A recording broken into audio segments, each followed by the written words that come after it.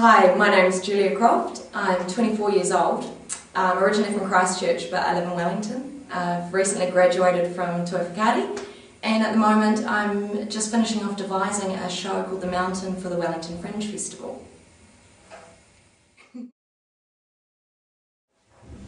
Harriet Smith was a natural daughter of somebody.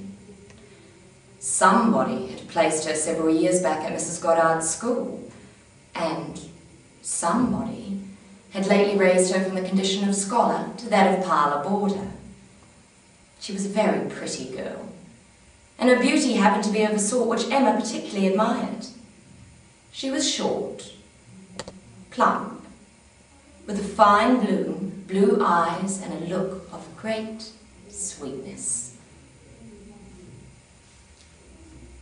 "And how long have you resided at Mrs. Goddard's, Harriet?" "Oh, a long time, Miss Woodhouse. At least 10 or 12 years. "And your background? Your parentage? Where were you brought up?" "I couldn't tell you, Miss Woodhouse. Mrs. Goddard said I was dropped at her door and that now I belonged to her in the school." "Well, then where do you spend your summers? At school?" "Oh, not always. Last summer I was fortunate enough to be asked to spend some weeks with the Martin family of Abbey Mill Farm.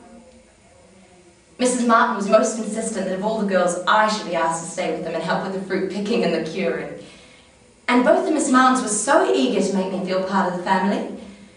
And such a large house. Mrs. Martin has 2 parlours, 2 very fine parlours indeed. One of them quite as large as Mrs. Goddard's drawing room. And I was allowed, sometimes, to help with the milking. The Mrs. Martins have 8 cows, 2 of them Aldneys, and 1 little Welsh cow, a very pretty little Welsh cow indeed. And Mrs. Martin was kind enough to say that, seeing I was so fond of it, it should be called my cow. Well, Harriet, what an exciting summer you must have had with all those Martin women.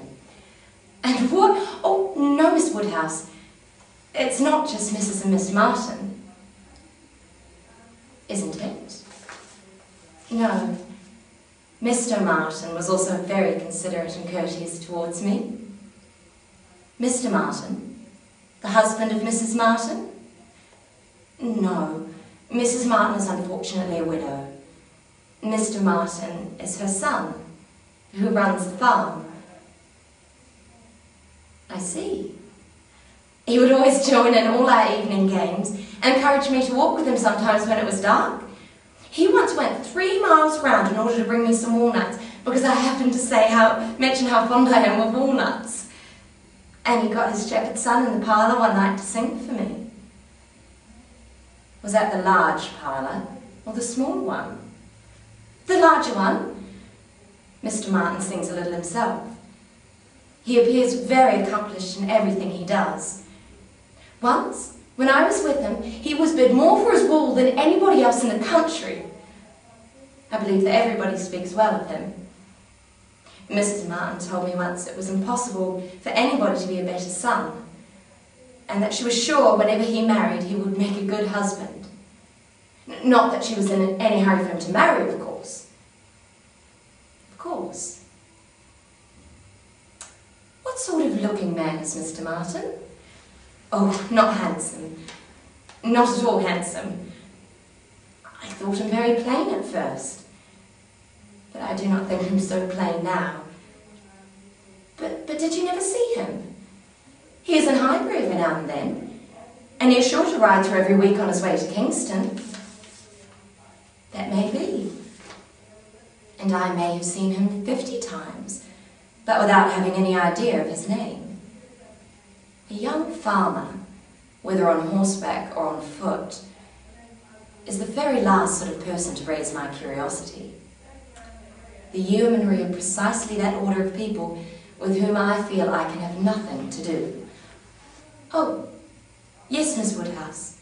Mrs. Martin said she hoped his wife would be... I hope you will not get yourself into a scrape, Harriet, whenever he does marry.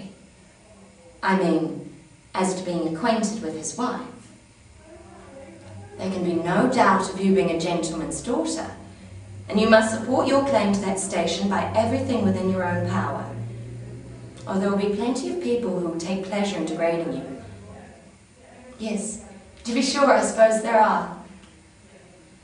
But while I visit at Hertford, and you are so kind to me, Miss Woodhouse, I'm not afraid of what anybody can do. Harriet Smith's intimacy at Hartfield was soon a settled thing.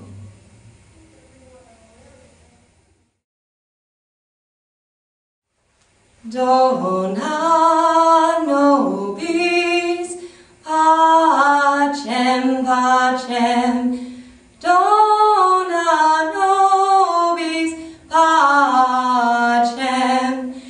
dona nobis pacem, dona nobis pacem, dona